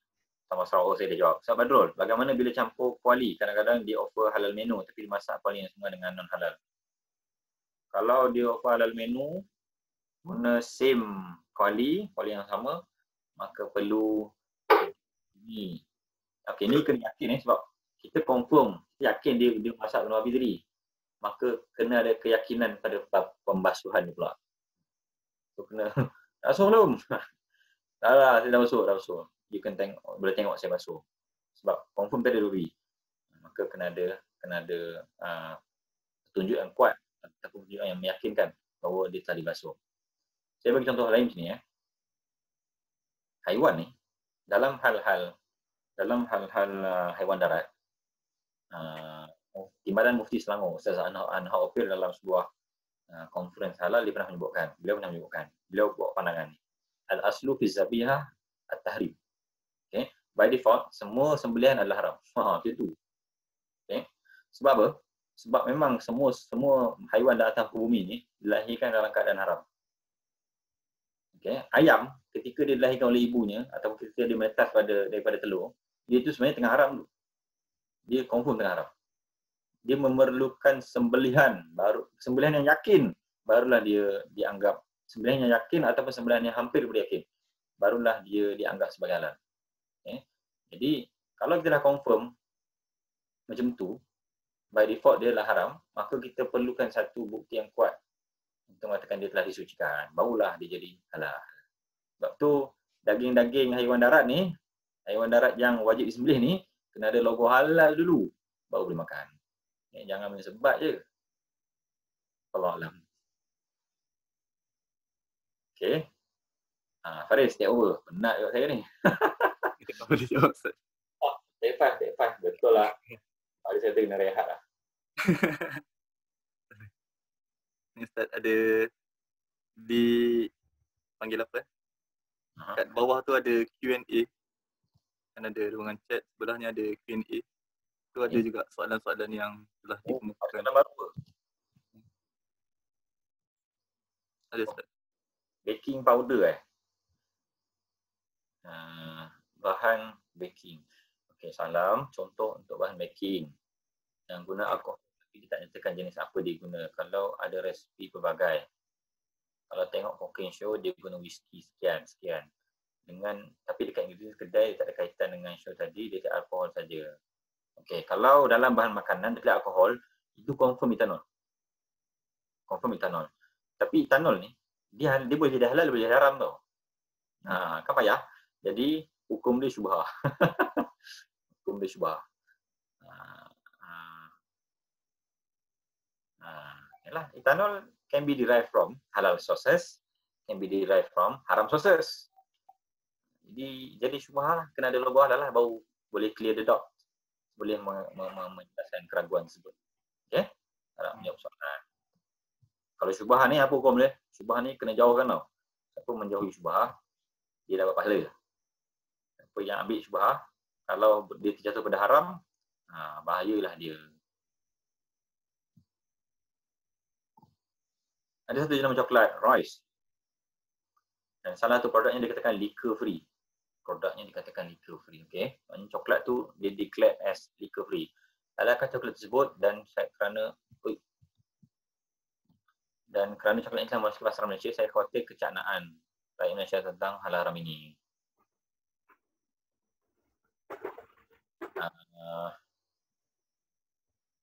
Sini halal haram ni dia bukan liquor free saja. Dia ingredient dengan proses. Kalau dia boleh declare dua ni, halal lah dia. Halal dia. Tapi mustahil sebenarnya kita nak tengok proses. Sebab takkan kita nak dikilang. Kita nak berkilang. Kita hanya boleh tengok dekat ingredient saja. Okay? Kalau dia liquor free, lepas tu dia tak ada animal base, lepas tu dia punya semua lecithin dengan emulsifier, utamanya lecithin ataupun glycerin, dia adalah daripada sumber-sumber yang tumbuhan, maka bolehlah makan. Okay? Tapi kalau kat Malaysia kita tak pakai pandangan tengok ingredient saja ni. Dekat Malaysia kita tengok logo. Sebab Malaysia ni ada autoriti yang kuat, ada JAKIM. Jadi kita ambil pandangan wajib tengok dua ni, iaitu tengok ingredient dengan tengok logo. Sebenarnya kita tengok logo lah. Daripada tengok logo tu sebenarnya kita tengok ingredient dengan kita tengok proses. Tapi kalau Jepun, tengok ingredient saja sudah memadai. Okay, sebab soalan ni dia macam saya tak pasti dekat Jepun ke kat Malaysia. Okay, sebab tu saya tak makan coklat import ni. Kecuali kalau ada logo halal. Tapi kalau you all dah duduk bertahun-tahun kat Jepun tu, tengok ingredient sajalah. Sebenarnya, daripada terus berduka dalam keraguan, baik, adik-adik sekalian kat Jepun ni, establish satu badan halal. Establish satu persatuan pengguna. Ini dah berkurun orang Jepun, takkanlah tak pernah ada usaha ni. Ataupun actively participate in existing halal association. Join lah Japan Muslim Professional ke, join lah. Ada banyak badan halal kat Jepun ni, and then work together dengan dia lah. Boleh jadi auditor. Okay? Dengan pengalaman ni, balik ke Malaysia, sekejap kan orang akan offer halal job. Akan offer kerja dalam bidang halal. Okay? Sebab pernah jadi halal body dekat luar negara. Alright. Penerangan berkaitan dengan 0% alkohol. Ini saya dah jawab ni. Okay, saya skip dulu. Rashidah Rashid nak tanya tentang maksud mirin dalam makanan tu boleh makan ke? Tak boleh. Apa pandangan tentang makanan yang dibuat bagi rasa yang sama dan kemana haram? Contohnya take beef, saya dah jawab. Saya nak confirmkan saja. Sushi kat Jepun banyak guna mirin dan alkohol dalam nasi dan kuah cicah dia. Selagi dia tak mengklasifikasikan, dia tak akan membuatkan. Kalau dia ambil yang konsumsi, boleh ke kita consume? Okey. Mirin ni sebagaimana yang telah diberitahu oleh one of the participant tadi, mirin ni buat pada sake. Maka mirin ni hukum dia haram. So tak perlulah dia declare mabukkan ke tak mabukkan ke, sikit ke banyak, dia adalah tidak halal lah. Anonymous tanya 2 soalan. ada sebahagian orang Islam di Jepun ni makan je daging ayam yang Muslim kat Jepun makan daging ayam yang dijual kat sini yang tak ada logo halal. Mereka tolak arak dan babi je. Adakah itu berdasarkan mazhab imam yang 4 itu? Jawapan dia tidak. Tidak. Sekurang-kurangnya minimum baseline untuk seorang beli makanan ataupun haiwan darat adalah kongkongnya dia sembelihan ahli kitab. Nah, kalau tak sembelih orang Islam pun tak apalah. Tapi dia ada logo kosher. Itu kira minimum lah. Tapi kalau tak ada logo langsung ni, ini benda yang syubhah. Sebab kita perlu menyembelih haiwan tersebut sebelum makan. Kita tak boleh makan something yang kita tak tahu datang dari mana. Tak boleh. Okay. Nombor 2, saya pernah dengar kalau daging ayam disembelih oleh kitab boleh makan. Jadi daging import dari Australia. Tapi pada hari ini adakah benda masih boleh diikuti? Okay. Kalau produce in Japan dan Japan ni bukan ahli kitab, tak boleh. Boleh makan. Tapi kalau imported from Australia, boleh makan ke tak? Orang Australia ni, dia Kristian ke? Dia ateis juga. Itulah persoalannya. Okay, apa maksud ini Kristian ke tak Kristian? Kalau dia ni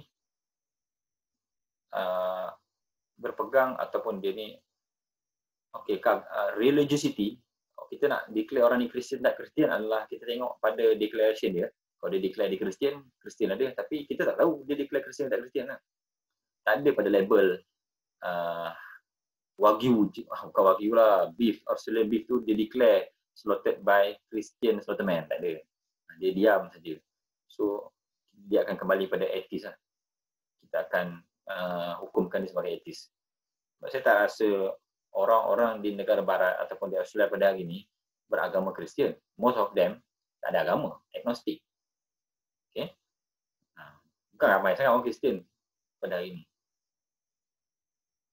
So, jawapan dia, kalau daripada Jepun, etis tak boleh makan. Kalau daripada Australia, kena dapatkan pengesahan logo halal juga bahawa kita boleh elakkan benda syubhah. Adakah kita boleh makan di restoran yang menggunakan pinggan atau mangkuk yang digunakan untuk menghidang khinzir? Boleh, dengan syarat dari basuh. Boleh dengan syarat dari basuh. Soalan ni tanya, dalam ingredient list bahan ni, salah satu adalah seishu. Seishu ni apa Refined steak. Apa ni? Faris, tahu tak? Refined sake. Refined sake. Yang sama macam dalam onigiri yang tadi. Ada seishu. Okey. Yang saya faham dari refined sake ni, dia adalah asalnya sake. Lepas tu dia refine. Apa maksud refine ni saya pun tak pasti lah. Tapi dia satu proses lain lah. So, kalau dia asalnya sake, haramlah hukumnya. Sebab dia memang berasal dari satu benda yang haram. Maka buatlah proses apa pun dia akan tetap tak haram juga. Okay. Kalau yang refine sake saya pegang bahawa haram makan. Tapi kalau etil alkohol, spirits of wine ni macam mana? Okay, etil alkohol it can be sourced from halal sources and can be sourced from non-halal sources. So it can be both. So it's considered as syubhah. Kalau dia boleh, dia ada dua kemungkinan saja, dia ni syubhah. Okay. Kita tak boleh kata haram sebab pokok halal. Kan kita kata halal, pokok haram. So nak selamat syubhah. Sebab menghalal benda haram ataupun mengharam benda yang halal, besar hukum dia. Sebab so, saya play safe saja kata syubhah. Ya, etil alkohol ni. Spirits of wine macam mana? Yalah macam tu lah. Macam etil alkohol. Kalau yang etil alkohol digunakan dalam makanan perlu fermentation macam mana pula? Kalau yang etil alkohol ni digunakan dalam makanan yang perlu fermentation macam mana pula? Digunakan dalam makanan, maknanya kita buat fermentation, lepas tu etil alkohol ni muncul. Macam tu ke maksud dia? Betul Faris? Rasanya macam tu lah. Kita buat fermentation, asalnya tak ada alkohol, lepas tu kita ferment, lepas tu etil alkohol ni muncul. Okay, muncul. Macam mana pula hukumnya? Okay. Dalam hal kita tak campurkan, dia muncul sendiri. Jawapan dia boleh. Selagi tak mabukkan. Contohnya saya buat donat. Saya tak guna bahan haram. Tapi tengah-tengah proses tu, alkohol muncul sendiri. Apa hukum dia? Hukum dia halal selagi tak mabukkan. Tapai pun macam tu juga. Tapai ni, kita tak guna bahan haram. Kita tak guna sakit, kita tak guna mirit, kita tak guna wine, tak ada. Kita guna semua bahan halal. Tapi alkohol ni muncul sendiri ketika dalam proses. Jadi apa hukum dia? Hukum dia halal selagi tidak mabukkan. Ada satu kes yang sama macam ni adalah air soft drinks. Soft drinks ni, air gas kan, Pepsi semua ni. Sebenarnya dalam proses nak buat tu, tiba-tiba alkohol akan muncul. Akan ada persen alkohol dalam minum tersebut ataupun etanol lah. Tapi at the end of the proses, dia hilang sendiri. Dia meruap sendiri. Ataupun mungkin tinggal 0.01 situ lah. So apa hukum dia? Hukum dia halal selagi tak mabukkan. Jakim, tu bisa Jakim kata halal selagi mana tidak melebihi 0.5%. 0.5% ni maksud dia kalau 100 ml maknanya 0.5 ml lah. Itu maksud 0.5%. Okay. Ini ada isu cari rezeki. Kita buat part-time job kat restoran yang menghidang babi, tak hidang arak. Jawapan dia tak boleh. Sebab apa benda yang haram, hukum terlibat dalam supply chain dia haram. Contoh, supply chain ni maknanya rantaian nak bekalkan makanan tu pada orang. Okay, dia akan mula daripada tukang beli, tukang potong, tukang basuh, tukang masak, tukang hidang, tukang beli order semua. Semua supply chain tu, kan dia chain kan.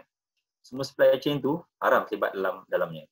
Sama juga rokok. Kalau rokok tu haram, maka membuat rokok, membekalkan rokok, mempromot rokok ataupun mengiklankan rokok, semua tu supply chain tu semuanya haram hukumnya. Okey. Sebab kaedah dalam fiqh menyebutkan apa yang membawa kepada haram, hukum dia haram. Walaupun kita tak makan babi, tapi kita kerja kat part time job yang hidang babi, kita sebenarnya tengah menipu diri sendiri. Sebab kita tahu babi ni perlu dijauhi oleh seluruh umat manusia. Tapi kita suruh babi. Macamlah saya dapat hamper yang ada arak. Alamak, arak ni nak apa? Saya bagi kat kawan Jepun saya. Apa hukum bagi arak pada kawan Jepun? Hukum dia haram. Seorang sahabat datang jumpa Nabi. Dia kata, wahai Nabi Muhammad SAW, boleh tak aku menjual arak yang dihadiahkan kepada aku? Nabi kata tak boleh. Nabi kata, apa yang Allah haramkan harganya. Lepas tu dia kata, okey, boleh tak aku bagi hadiah? Saja, tak, aku tak jual. Nabi kata tak boleh. Lepas tu dia tanya Nabi, apa tu? Nak buat apa dengan arak ni? Aku dapat hadiah ni. Nabi kata tuang atas lantai. Macam tu. Okey. Jadi sebab tu siapa yang kerja kat 7E, walaupun anda tak minum arak, sebenarnya haram anda terlibat dalam transaksi jual beli arak. Okey. Right.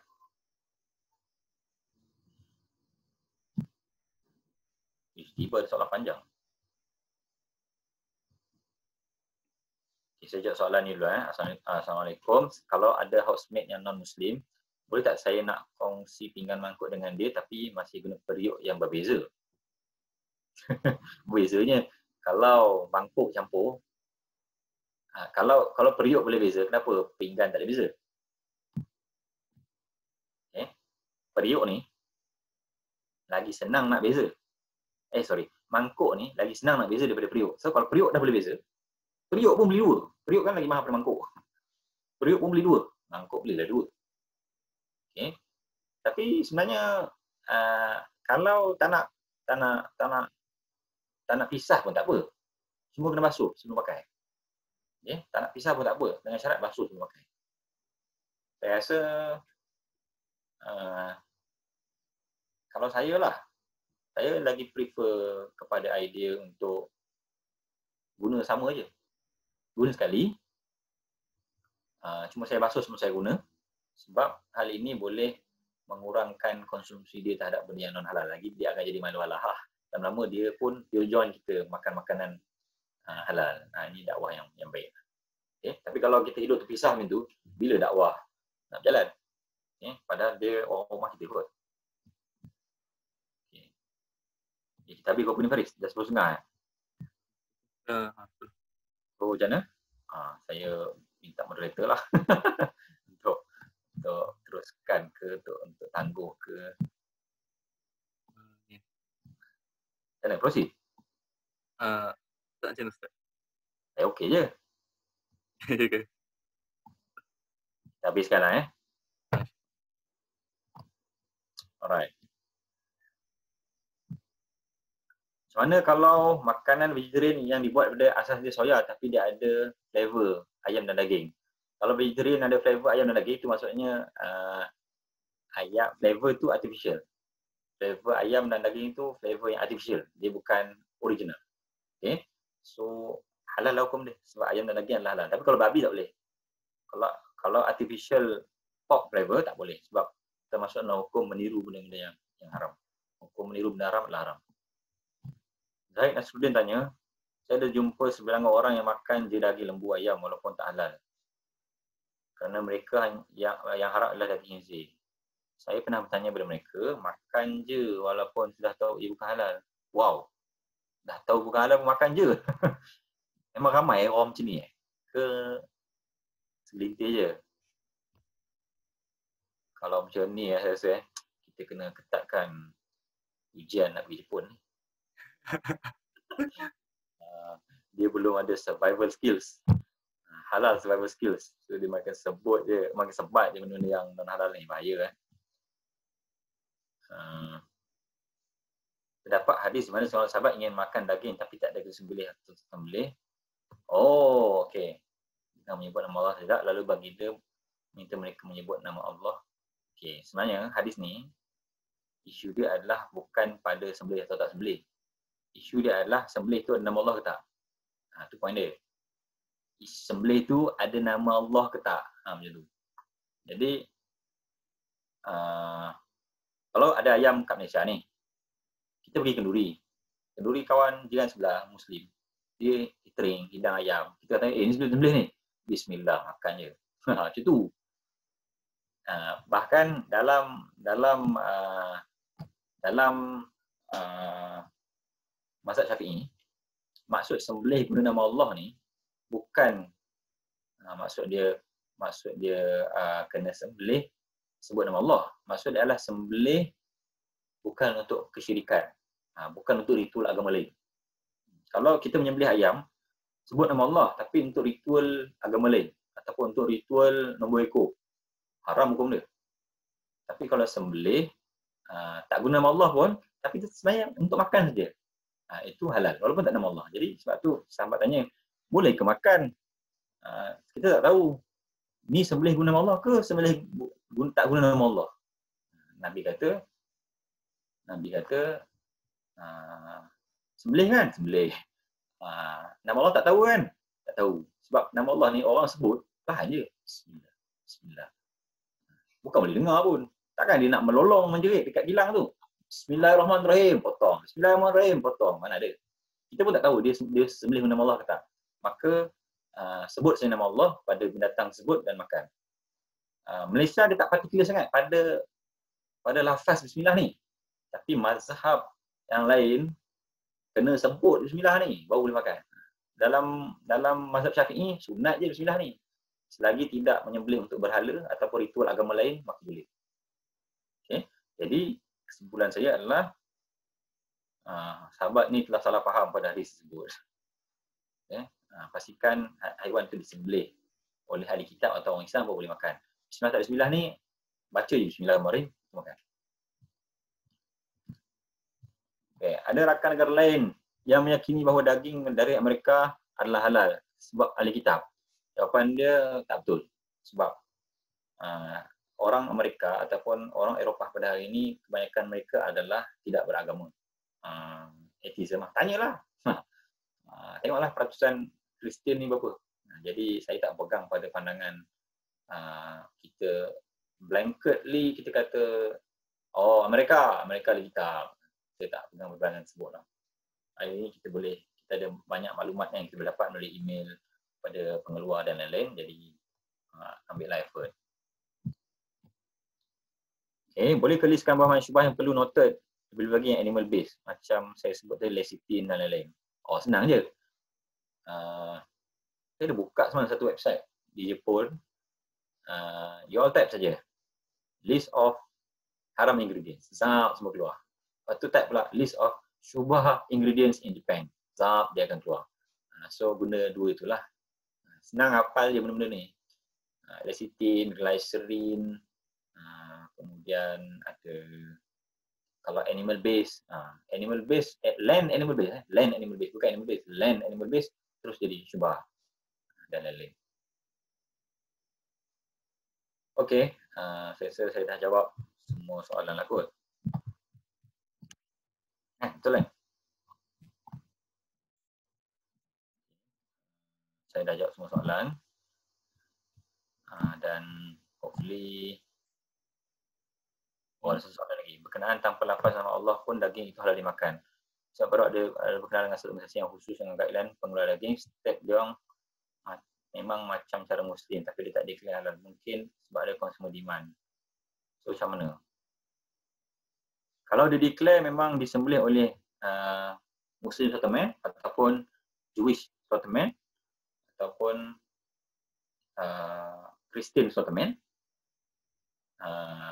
halal makan. Boleh makan. Dengan syarat putuslah kedua urat mari semua. Kalau Jewish, saya yakin dia memang putus dua urat half dan marih ni. Itu esophagus dan trakea ni. Tapi kalau Christian saya tak tahu. Saya tak nak tengok sembelihan Christian.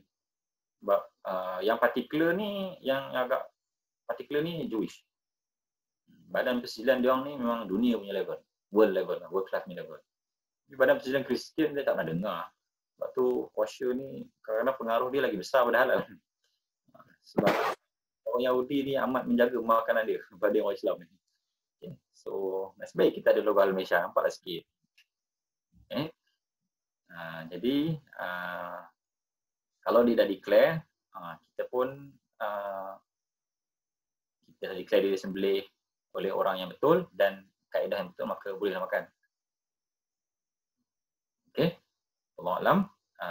Itulah Faris. Sebelum saya bagi mana? Saya tutup terus kan? Boleh juga. Ini. Faris nak sampaikan apa-apa dulu ke? Kita dah habis soalan jawab. Jadi saya beri sedikit masa buat Ustaz untuk beri sekiranya ada kata-kata akhir sebagai penutup slot pertama slot untuk pagi ini. Right. Okay, saya nak cerita Sini. saya nak cerita sikit tentang kesimpulan perbincangan kita pada hari ini. Kesimpulannya, menjaga makanan halal ni, menjaga makanan kita untuk mengambil yang halal dan menjauhi yang haram ni, sebenarnya dia menunjukkan juga tahap ketulusan kita dalam beribadah kepada Allah SWT. Okay. How far kita punya ikhlasnya kita ataupun tulusnya kita dalam mengikut arahan Allah SWT. Sebab dia banyak berkait dengan wara'. Okay. Jadi kalau kita ingin menjadi hamba yang betul-betul bertakwa kepada Allah SWT, jauhilah perkara yang syubhah, dan juga orang-orang yang bertakwa dan wara' ni, kadang-kadang benda yang halal pun ditinggal. Okay. Apatah lagi benda tu 50-50. Okay. Yang kedua, saya nak wrap up juga, take away untuk you all. Yang pertama tadi, jagalah kewarakan. Yang kedua adalah lagi banyak anda meninggalkan perkara syubhat dan perkara-perkara yang haram, makin tinggi kuasa nahi munkar yang anda ada. Okay? Sebab orang yang minum arak, dia susah nak tegur orang lain yang minum arak. Kata, woi, jangan minum arak. Orang tu kata balik, kau minum arak, tegur aku. Kuasa nahi munkar akan kurang. Okay? Kalau seorang bapa minum setitik arak, dia akan susah untuk menegur anak dia yang minum 2 titik arak. Jangan ingat setitik arak tu tak ada kesan. Dia ada kesan pada kuasa nahi munkar anda. Okay? Contohnya, Along, jangan minum 2 titik arak itu. Along tu kata kat ayah dia, bapak pun minum setitik arak, nak tegur Along. So akan ada chain. Bapak minum setitik arak. Chain seterusnya, anak minum 2 titik arak. Cucu minum 3 titik arak. Cicit minum sebotol arak. Kan dah payah. Sebab semua orang tak mampu menegur sesama lain. Jadi, ada kesan kalau anda termakan benda-benda yang ni, iaitu anda akan hilang kuasa nahi munkar anda. Yang ketiga, yang terakhir adalah nak cari benda halal ni dalam dunia hari ini, dalam keadaan food processing, food technology dah berkembang macam ni, dia susah. Sebenarnya agak susah. Kecuali kalau kita buat secara kelompok. Sebab tu saya kata kena ada tim ni. So jangan hidup sendiri-sendiri. Hiduplah dalam satu masyarakat Islam yang saling berkongsi maklumat, okay, yang saling minta pandangan, okay. Kalaulah semua dalam komuniti tu semuanya ikhlas, bersemangat nak patuh pada arahan Allah SWT dan bersemangat nak memperjuangkan syariat Allah SWT, maka mudahlah anda untuk mematuhi syariat ni. Jadi mudah nak cari benda halal ni. Silap nanti Faris pula buat kedai daging. Senang, semua beli kat Faris je. Okay. Tapi dia akan jadi susah kalau kita hidup solo. Jadi oleh itu saya mencadangkan kepada adik sekalian, bergabunglah dengan sahabat-sahabat yang baik. Jangan hidup solo. Okay. Ikutilah pengisian-pengisian yang dapat memperingatkan kita yang selalu lupa ni tentang halal, tentang keimanan, tentang hati yang bersih, tentang taubat dan lain-lain. So manusia ni cepat lupa. Jadi take away yang ketiga adalah hiduplah dalam sebuah masyarakat. Hiduplah secara berjama'i, hiduplah dengan persatuan, carilah sahabat-sahabat yang membimbing mereka semua termasuk dirinya sekali pada perkara kebaikan. Wallahu a'lam. Terima kasih. Itu saja daripada saya. Mohon maaf atas segala kekurangan. Last sekali bersamalah kita menyebarkan halal lifestyle ni kepada gaya hidup halal ni kepada masyarakat di Jepun sana ataupun di Korea sana. Moga-moga sekelumit dakwah ini dapat menjadikan tanah tersebut, bumi Allah sebut sebagai negara Islam seterusnya nanti, insya-Allah. Silakan Faris. Terima kasih kepada Ustaz Bilas atas penjelasan yang cukup lebar. Baik, kita terextend 10 minit. Maaf pada Ustaz Bilas kerana nampak letih waktu jawab soalan-soalan yang dikemukakan tadi. So, diharapkan segala perkongsian yang diberi oleh Ustaz Bilas tadi dapat membawa manfaat kepada kita semua demi menjaga halal dan haram, terutama bila kita berada di luar negara.